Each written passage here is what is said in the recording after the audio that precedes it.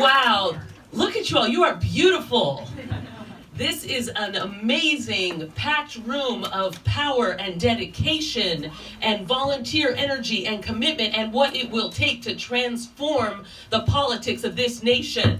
So thank you. My name is Rebecca Kaplan and I'm the president of the Oakland City Council. And yes, thank you. And so I'm particularly pleased to get to congratulate and celebrate this campaign headquarters opening here in Oakland. And let us thank the Warren campaign for having the wisdom to understand that Oakland is where it's at. So thank you. I am so honored to be here and so appreciative of the Warren campaign and their dedication and commitment to our community and to the organizing that it will take to make sure that we win. That we win. That we win. And, you know, some have said that battles are first fought in the imagination, and that part of how we are prevented from fighting for and winning the change we need is by convincing us that it's not possible. And so part of what we are here today to do and what we will be doing in the weeks ahead as we do this mobilizing is to decolonize our minds and to understand that it is possible to have the kind of structural change that we need to have a country that respects everyone and uplifts everyone. And yes, thank you. And so don't let anyone tell you it's not possible. And in the last few weeks, there's a specific thing some people have been trying to tell you that isn't possible. They've been trying to tell you it's not possible to provide health care for everyone. And they've been trying to tell you that. And let me tell you, I know that's not true. I know that's not true. And I know that we can have a society that provides health care for all, and by the way, that is actually cheaper than what we're paying right now for health care for not everyone. And I want to be clear, I know that not only because I've read the studies, but I have, and not only because philosophically I believe that we have to care for everyone, though I do, and not only because scripture teaches that we will be judged by how we treat those who are the most struggling, though it does, but also because actually I lived for many years in Canada and I actually saw it done.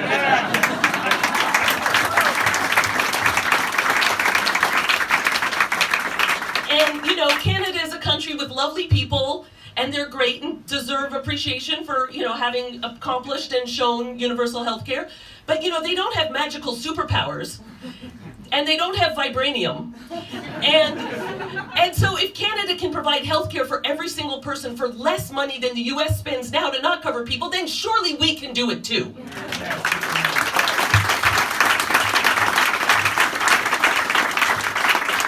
And you know, it's kind of funny that the right-wingers talk about how they're the ones who believe in the greatness of America. But as soon as it comes to us trying to actually do something, they're like, oh no, we can't pull that off, even though every other democracy in the world has. So you obviously don't believe in the greatness of America if you don't believe we can accomplish something that numerous other countries have accomplished. And so, in fact, we can, we will, and we must provide a future that provides health care for everyone. And that is just one of the many important reasons that I am so proud and honored to endorse Elizabeth Warren as the next president of the United States.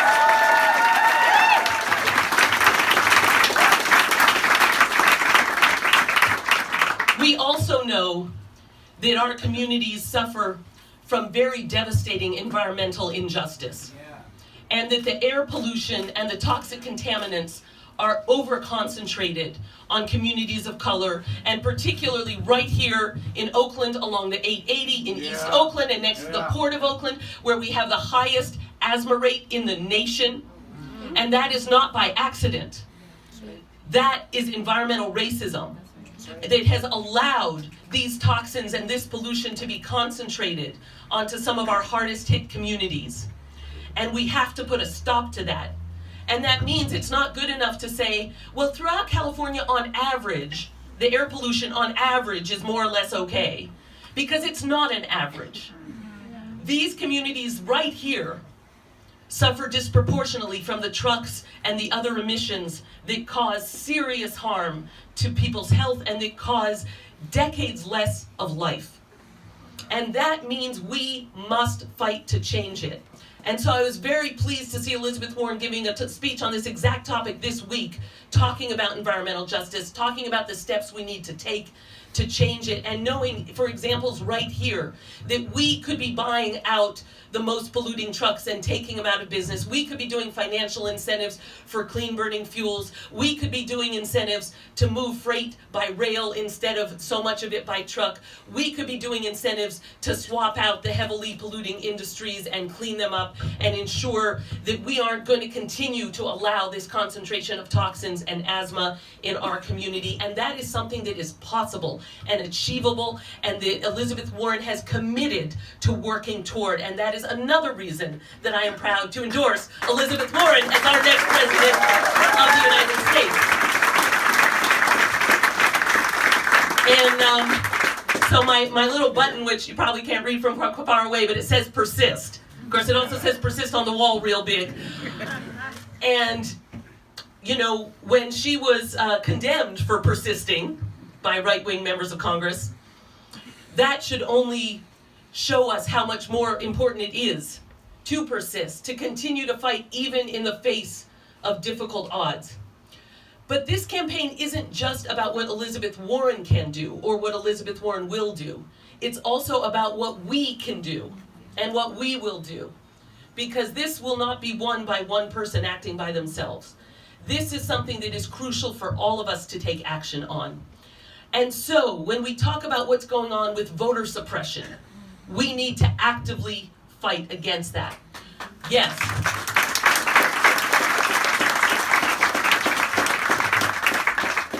And we can register voters. That's something we can do. We can talk to our friends. We can talk to our family members. We can support organizations that are doing the work. We can come right here and volunteer and sign up. And by the way, people talk about the swing states of the last election in terms of Michigan and Wisconsin and Pennsylvania. And there's been a lot of negative talk about somehow the way to win those is to become more right-wing or more racist to win the votes of those people. And I want to say that is not true. That is not true. There are more unregistered potential African American voters in those three states than the margin by which Trump won them. I'm going to say that one more time. There are more not yet registered to vote potential African American voters in those three states than the margin by which Trump won. And so it is not essential to give in to racism to win, even to flip those three states.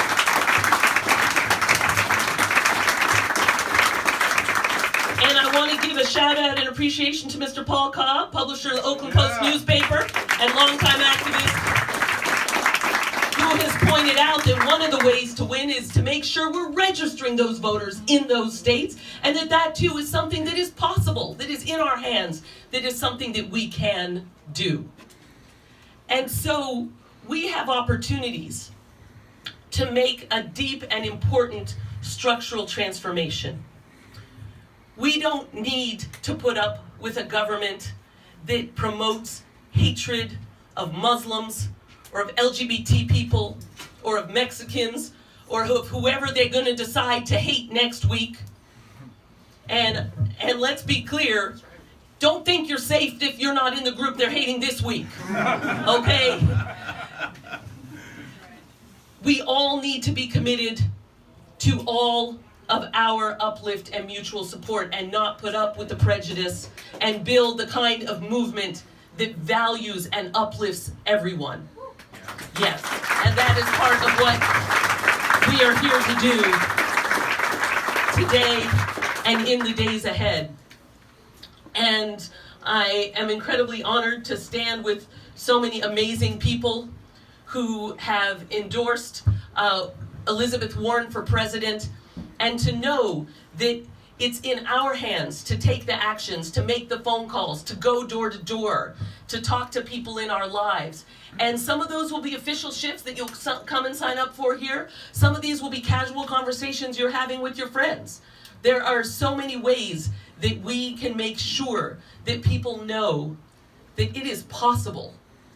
Because once you know that it is possible, then people will far more be ready to take the action, whether it's to take the action by voting, to take the action by volunteering, to take the action by doing that outreach, to make sure we build that kind of world. So let's take a moment to take a deep breath and go inside, and to take a moment to know what it is for you. What it is for you that you're seeing that needs to be possible. What is the imagination for you of the kind of nation and the kind of society that we are working to build, and how we go forward in a way that values all of us and that uplifts the best of our values to make the kind of big structural change that will allow everyone to have, if I dare say the overused phrase, life, liberty, and the pursuit of happiness, that everybody should have that in a way that is deep and genuine and lasting, and to build the kind of society that we could be proud of. Because I am tired of being embarrassed to watch the evening news. And we can have a president we are proud of and honored by and uplifted by. And so I'm going to give the cue, because the campaign staff is going to come up after I'm done talking to tell you about the specific ways that you can get involved in the next steps to help build this campaign. But let us know that this is something we can achieve. It's something we can achieve together. And our nation deserves no less than the kind of leadership that persists in the face of difficulty, that treats everyone with respect, that is willing to look at a problem and make a plan to solve it, and then implement that plan. And so I am honored for all those reasons and many more, which I won't give all of them because we want to make sure we give you some time to actually do the volunteer work. But for all those reasons and many more, I am honored to endorse Elizabeth Warren as our next president of these United States.